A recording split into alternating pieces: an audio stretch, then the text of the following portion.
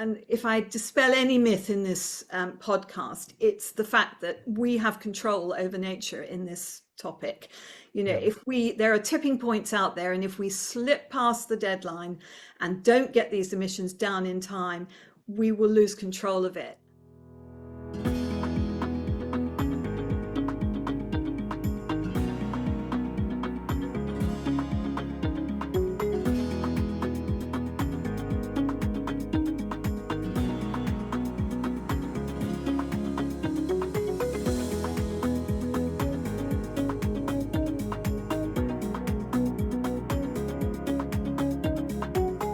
Welcome to Talking About Thinking the Unthinkable, our latest leadership conversation and podcast. Hello, I'm Nick Gowing, founder and director of the Thinking the Unthinkable project since 2014. I need to say this one more time. Science is making it clear that the need to confront and embrace the climate and nature emergencies is ever greater and more urgent. The need for a transition path from where we are heading and where we need to be is equally great, equally urgent. So is the need for leaders of all kinds to define and adopt that path for their companies or organizations. How can that be achieved? How can waverers and reluctants be persuaded? That's the enormous challenge I'm exploring with my podcast guest, Julie Baddeley. It's having significant success, as we'll hear. 5 years ago, Julie led the creation of Chapter Zero. It started with a handful of leaders, board directors, who realized their businesses had no option but to draw up plans to transition, to respond to climate change. They had to be equipped. They had to be ready to talk about it and prepared to act. Well, now Chapter Zero has well over 3,000 leaders in the UK and an enormous network around the world in 73 countries, maybe 100,000 people. Julie, welcome. In these 18 minutes, let me hear from you. What does this remarkable growth of Chapter Zero really tell us about the willingness of leaders to commit to the new reality and to change? How can reluctants and waverers be persuaded? How will they do it?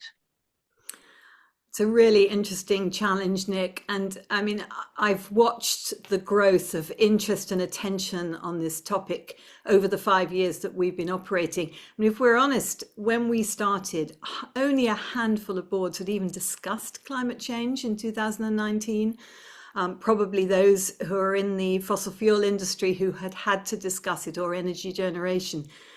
Now, I think there can hardly be a board of a large company in the country that hasn't had it on the agenda. So it's really firmly moved up the business agenda. And I think what people are seeing, and certainly our Chapter Zero members tell us, is the way to get the attention to this is to frame it as a business conversation, which it absolutely is, not just doing something that's good because we should be doing the right thing. Although you and I know that that is the case. So this is now firmly a business topic. Climate change needs to be embedded in your business strategy.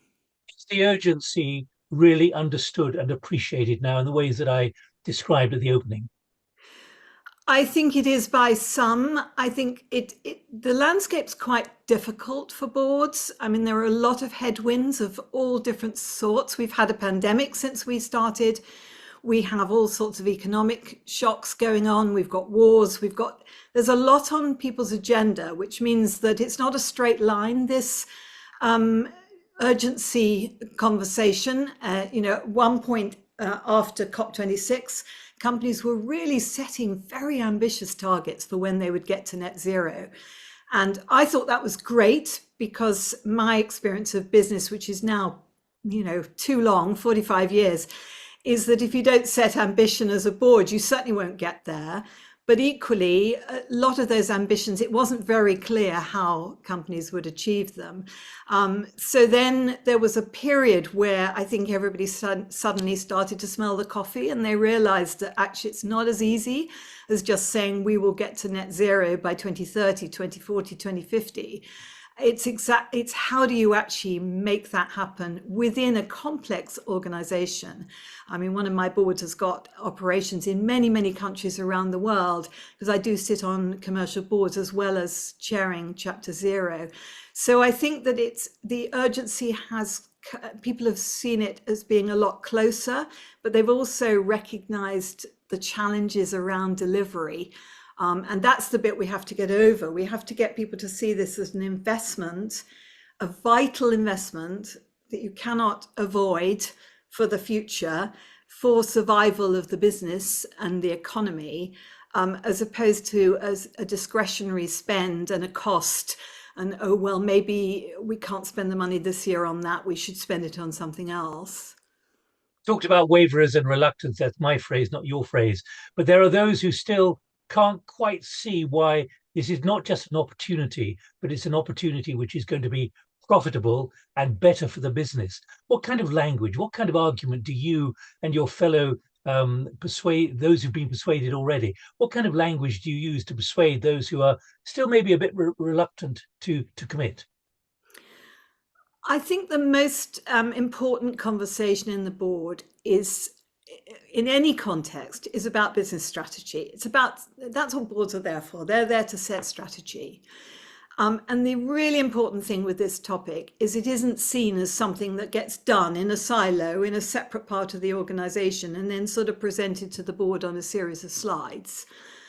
Climate and nature, adaptation, mitigation, all of these aspects of the challenge we face are fundamental to a lot of companies' commercial business strategy.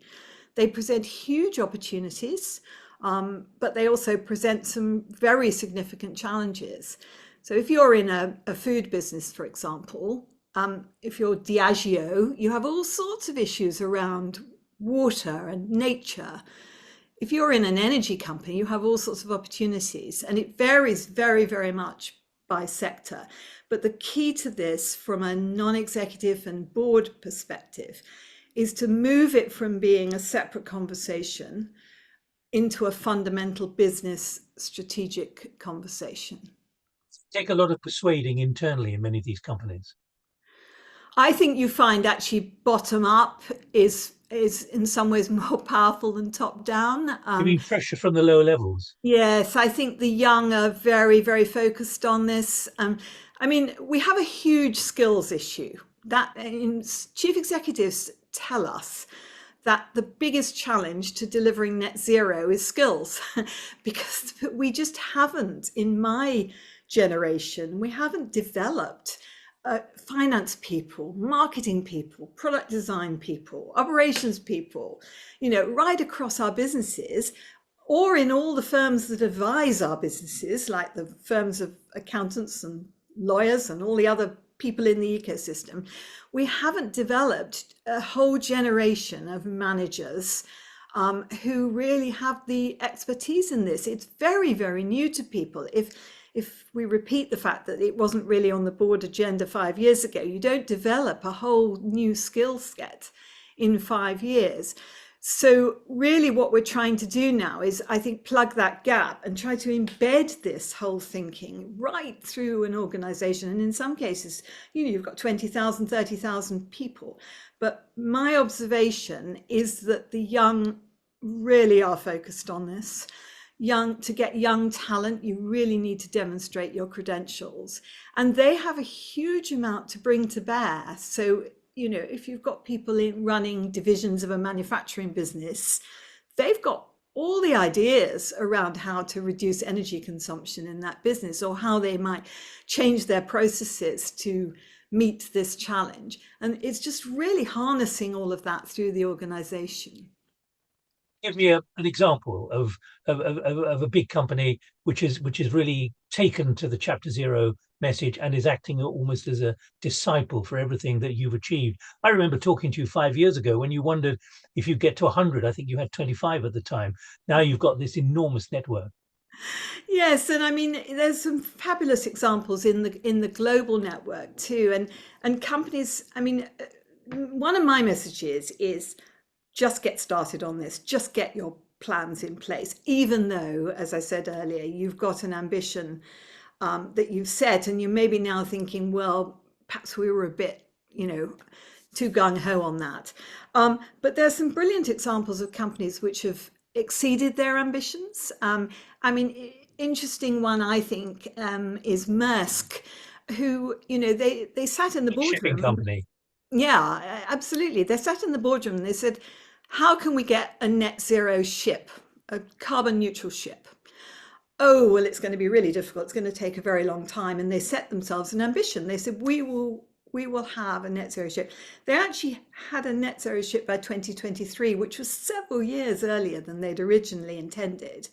And they then brought their net zero corporate goal back from 2050 to 2040. And that's a shipping company, which you wouldn't think of as being, the most obvious, easy one to do.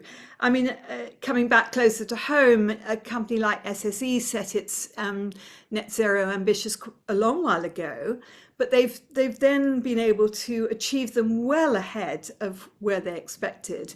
They've also got some brilliant financing that they've got from having these great plans in place, where they've been able to raise green bonds and money at advantageous rates to support their transition away from all the original energy production that they were doing into renewables. So there are lots of examples. What's the key in all of this that's opening the door? Is it attitude? Is it training? Is it skilling? Is it open minds? We talk about it as creating new mind muscle. In other words, to think more radically, to think more bravely, even if it doesn't all work out perfectly at the beginning. Yeah, I think you need a combination. I think you need, and it sort of iterates rather. So I think that you absolutely need that open mindset, and you need people who are prepared to take some risk. You have to be quite brave to change your whole product set, for example, when it's making loads of profit, but actually it's not a sustainable product set going forward. That's a brave board decision. You have to be, really brave to invest many £1 million in an electric vehicle fleet. And then you find the government policy changes and your board is in, serious discussions about that. So it requires a lot of courage, and that is a mindset thing. But then as soon as you've opened up that conversation, and a lot of it gets led by the chair and the chief executive, they need to sort of open up the minds for that. As soon as you've done that, then people are really thirsty for knowledge. They really want to understand. I've been a non-exec director of companies, and an executive for that matter, FTSE 100 and all other sorts, really, lots of privately owned and smaller businesses as well. And I've done that for more than 20 years.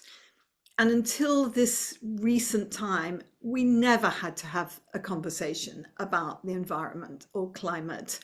It just wasn't something that we talked about.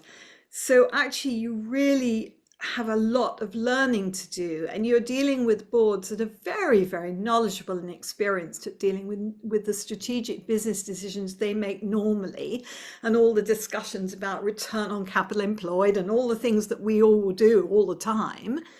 But you haven't had to have a conversation within the context of how do we hit a 1.5 degree limit on global temperature rise.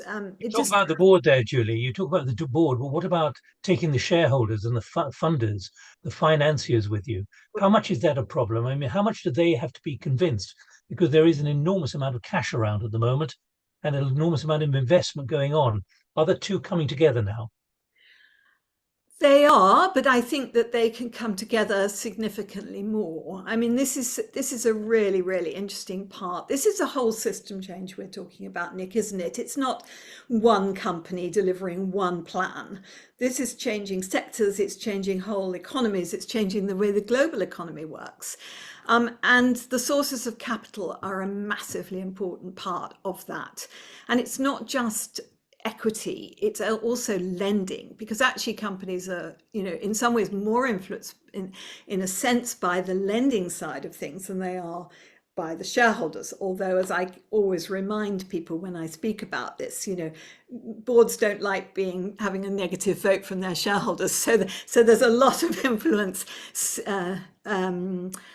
symbolic influence coming through the shareholder vote. But what I've observed is that there is a wider spread amongst the investors in terms of level of engagement and interest on this. There are some who right from the beginning when we first started have been absolutely, really clearly focused on this being something that they absolutely need to watch out for and support action, but also watch for risk. And they understand that whole scenario going forward. But there are others who still would put short-term profits ahead.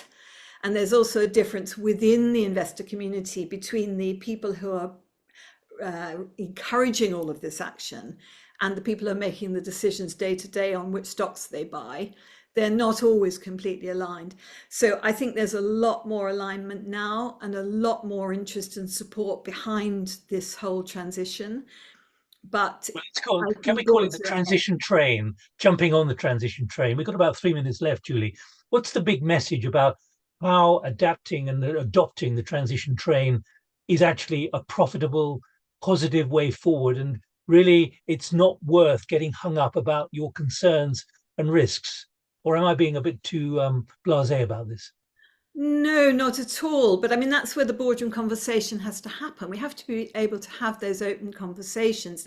I mean, people tell us there's $3 to $4 trillion worth of investment per year available for all of this. And some companies, I mean, someone like Siemens would say 92% of their products have been designed now to help their customers change their carbon footprint. So it's a really broad business opportunity. But the thing that I would say to anyone listening to this is just get started with the thinking.